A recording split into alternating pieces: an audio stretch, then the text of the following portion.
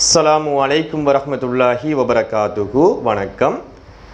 ஐகுபித் நிசாத் எனும் பேச்சூடாக உங்கள் அனைவரையும் அன்புடன் வரவேற்று கொண்டு இந்த பக்கத்தினூடாக தரம் 3, 4 மற்றும் 5 ஆகிய மாணவர்களுக்கு நுண்ணறிவு சார்ந்த பதிவுகளும், அதே போன்று போட்டி பரீட்சை எழுதக்கூடியவர்களுக்கு நுண்ணறிவு சார்ந்த அந்த போட்டி பரீட்சையில் வரக்கூடிய கேள்வி பகுதிகளும் இந்த ஐகுபித் நிசாத் எனும் பேச்சு ஊடாக பதிவேற்றப்படும் என்ற ஒரு மகிழ்ச்சியான செய்தியை கூறிவிட்டு, கட்டாயம் இந்த புதிய பேச்சை அனைவரும் ஷேர் பண்ணிக்கொள்ளுமாறும் இதை ஃபாலோ பண்ணிக்கொள்ளுமாறும் கேட்டுக்கொண்டு, இன்றைய முதலாவது காணொளியில் வயது சம்பந்தமான ஒரு முக்கியமான ஒரு கேள்வி பகுதியை தான் பார்க்க இருக்கின்றோம். இந்த வயதுகள் விகிதத்தில் வரும்போது விரைவாகவும் இலகுவாகவும் எவ்வாறு செய்து கொள்வது என்பதை பற்றி தான் இன்றைய காணொளி ஊடாக பார்க்க இருக்கின்றோம். இப்போ நேரடியாக அந்த முதலாவது வினா உங்களுக்கு தரப்பட்டிருக்கு. மகன் மற்றும் தந்தையின் வயது விகிதம் 3:5 என்று சொல்லப்படுது. அப்போ மகன் அடுத்தது தந்தை என்று சொல்லப்படுது. மகனின் பங்கு 3 பங்கு, தந்தையின் பங்கு 5 பங்கு என்று சொல்லப்படுது. 9 ஆண்டுகளுக்கு முன் பின்னென்று சொன்னால் கூட்டணும், முன்னென்று சொன்னால் கழிக்கணும், ஞாபகம் வைத்துக் கொள்ளணும். 9 ஆண்டுகளுக்கு முன் அவர்களின் விகிதம், வயது விகிதம் 12:23க்கு மாற்றம் அடையுது. அப்படி என்று சொன்னால் மகனின் தற்போதைய வயது அல்லது தந்தையின் தற்போதைய வயது, இப்படியான கேள்விகள் அடிக்கடி வந்து கொண்டிருக்கு. இப்படியான கேள்விகள் வரும்போது இதை எவ்வாறு சரியாக செய்து கொள்வது, அந்த குறுகிய நேரத்துக்குள்ள இலகுவான முறையில் எவ்வாறு விடையை பெற்றுக்கொள்வது என்பதை பற்றி தான் பார்க்க இருக்கின்றோம். அப்போ விகிதம் சம்பந்தமான கேள்விகள் வரும்போது கட்டாயம் தெரியா கணியம் XYA இப்படி உங்களுக்கு விருப்பமான ஒரு தெரியா கணியத்தால் இந்த 2 பங்கையும் பெருக்கிக் கொள்ள வேண்டும். அப்போ பெருக்கும் போது எக்ஸால பெருக்கிக் கொள்றேன். அப்போ மகனின் வயது 3x, தந்தையின் வயது 5x என்று வரும். இப்போ தரவு என்ன சொல்லப்படுதுண்டா 9 ஆண்டுகளுக்கு முன். அப்போ முன்ன என்ன செய்யணும்?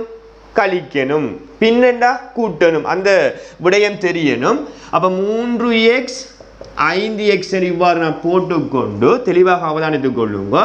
அப்போ 9 வருஷத்துக்கு முன், 9 ஆண்டுக்கு முன்னு சொன்னால் அப்போ 9 வருடத்தை என்ன செய்யணும்? தந்த விகிதத்திலிருந்து கழித்து கொள்ள வேண்டும். அப்போ 3x 9 கழித்தா 3x/9 என்று வரும். 5x அதே 9 கழிக்க வேண்டும். காரணம் உங்களுக்கு தெரியும். உதாரணத்துக்கு பெருமானத்தை போட்டு விளங்கப்படுத்துகிறேன். மகண்ட வயது 30, தந்தையின் வயது 50 என்று சொன்னால், தற்போதைய வயது என்று சொன்னால் 9 வருடத்துக்கு முன்னு சொல்லும்போது 2 பேருக்கும் ஒரே வயது தான் என்ன செய்யும்? ஒரே வயது குறைவடையும். அப்போ இவருக்கு 9 இவருக்கு 10 குறைவடையும். அதே சேம் இல்லை. அப்போ 9 ஆண்டுக்கு முன்னு சொன்னால் இவரிலிருந்து 9 வயது குறைவடையும், இவரிலிருந்தும் 9 வயது குறைவடையும் போது அந்த டைம்ல இவருக்கு 21 வயதும் இவர் தந்தைக்கு 41 வயதும் காணப்படும். அதே போன்றுதான் தெரியா கணியத்தில் அந்த பங்கு வாரத்தால கழிக்க முடியாது. அப்போ 3x/9 5x/9 என்று புதிய அந்த விகிதம் ஒன்று கிடைக்கும். அந்த விகிதம் எப்படி இருக்கும் என்று சொன்னால் 12:23 என்று சொல்லப்படுது. தரவுல புதிய விகிதம். இப்படியான ஒரு வினா வரும்போது எக்ஸை கண்டுபிடிக்கிற முறையை சொல்லப்பெறன் தெளிவாக பார்த்து கொள்ளுங்க. இது பழைய விகிதம், அவன் தந்த விகிதம். இப்படியான ஒரு டைப் கேள்வி வரும்போது ஒரு விகிதத்தை தந்து போட்டு ஒரு புதிய மாற்றம் உள்ள ஒரு விகிதம் தரப்படும் போது, இது தரப்பட்ட விகிதம், அதை நான் பழைய விகிதம் என்று சொல்றேன். இதை வைத்து ஒரு மாற்றம் ஒன்று உருவாகுதா இல்லையா? ஒரு புதிய விகிதம் ஒன்று உருவாகுதா இல்லையா? உருவாகுது. அப்படி ஒரு மாற்றம் ஏற்பட்டுள்ள ஒரு விகிதம் தந்தா, ஒரு மாற்றம் ஏற்பட்டுள்ள விகிதம் ஒன்று தரப்படும் போது இப்படியான டைப்ல இந்த கேள்விகள் அமையும் போது இந்த மாற்றத்தை வைத்துதான் என்ன செய்யணும், விடையை பெற்றுக்கொள்ள வேண்டும். அப்ப இது பழைய விகிதம், இந்த விகிதத்தை வைத்துதான் இந்த விகிதத்தில் என்ன செய்யுது, மாற்றம் ஏற்படுகின்றது. இப்ப இந்த மாற்றம் உள்ள புதிய விகிதத்தை வைத்துதான் கணக்கு செய்ய போறேன். அப்ப இந்த டைப்ல வந்தா புதிய விகிதம் தரப்பட்ட அந்த விகிதத்தை வைத்து கொண்டு பின்ன அமைப்புல பின்ன வடிவத்தில் இதை உருவாக்கி கொள்ள வேண்டும். அப்ப பின்ன அமைப்பு என்று சொன்னா இது மகனின் வயது, இது தந்தையின் வயது. அப்ப மாற்றம் உள்ளது இவ்வளவுமாக இருக்கும். அப்ப இதை வைத்து ஃபர்ஸ்ட்டுக்கு பாருங்க 3x/9 மகனின் வயதை மேலுக்கு எழுதணும்.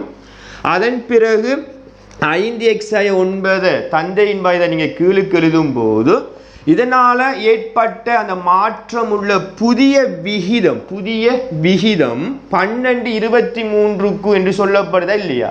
அப்ப நீங்க எப்படி இந்த பின்னத்தை அமைத்துக் கொள்றீங்களோ, எதை முதல் மேலுக்கு போட்டு மகன், அப்ப மகனினுடைய பங்கு மேலுக்கு வரும், தந்தையினுடைய பங்கு கீழுக்கு வரும். தந்தையின் பங்கை மேலுக்கு போட்டு மகனின் பங்கை கீழுக்கு போட்டா அதே சேம் மெத்தட் ஊடாக இந்த பின்னத்தை உருவாக்கணும். அப்ப தந்தையின் பங்கு மேலுக்கு வரும், மகனின் பங்கு கீழுக்கு வரும். நான் சொல்றதை தெளிவாக அவதானிக்கணும். இப்ப நான் ஃபர்ஸ்ட்டுக்கு எந்த பின்னம் எழுதக்கோல யாரை மேலுக்கு எழுதுறேன், மகன். அப்ப மகன் கீழுக்கு தந்தை. அதே மெத்தட்ல தான் அங்காலையும் மகன் கீழுக்கு தந்தையை எழுதி கொள்ள வேண்டும். அதை மாற்றி எழுதக்கூடாது. அதை அந்த பேசிக் விடயத்தை விளங்கணும். அப்ப இப்படி ரெண்டும் பின்ன வடிவத்தில் வந்தா இது உங்களுக்கு தெரியும், கோவை பெரிய வகுப்பாக்களுக்கு தெரியும். இது ஒரு கோவை பிராக்கெட் பண்ணி இதை குறுக்கு பெருக்கம் பெருக்கி கொள்ள வேண்டும். என்ன பெருக்கம்? குறுக்கு பெருக்கம். அப்ப இந்த 23 இவருக்கு சொந்தம், அந்த 5x/9 இவரோட பெருக்கப்படும் போது தெளிவாக பாருங்க. 23 அடைப்பு 3x/9 சமன் 12 அடைப்பு 5x/9 என்று வரும். சரிதானே? அதன் பிறகு இந்த ரெண்டையும் என்ன செய்யணும்னா அடைப்பை நீக்கி கொள்ள வேண்டும். இது போட்டி பரீட்சையில் வரக்கூடிய ஒரு கேள்வி. பிள்ளைகள் தெளிவாக பாருங்க. 23 3ஆல பெருக்கினா 69x 23 9ஆல பெருக்கும் போது 9 3 27, 2 மிச்சம் 9 2 18 2 20 207 சமன் 12 5x பெருக்கினா 60x 12 9 108 பெருக்கிக் கொள்ள வேண்டும். இதை நான் இப்ப மேலுக்கு எழுதி கொள்றேன் பாருங்க. ரைட், இதை எழுதிக் கொள்றேன். இப்ப பார்த்தீங்கன்னா கடைசியாக இப்படி ஒரு சமன்பாடு வரும். இப்ப இங்கேயும் தெரியா கணியம் ஒன்று இருக்கு, இங்கேயும் தெரியா கணியம் ஒன்று இருக்கு. இங்க பெருமானம், அங்கேயும் பெருமானம் இருக்கு. அப்ப இனம் மாறி காணப்படுது. அப்ப அந்தந்த இனத்தை அந்தந்த இனத்தோட சேர்க்கணும் என்று சொன்னா அப்ப எக்ஸை பார்த்து கொண்டீங்கன்னா இந்த ரெண்டுலையும் எங்க அதிகமான எக்ஸ் இருக்குன்னு பார்க்க வேண்டும்.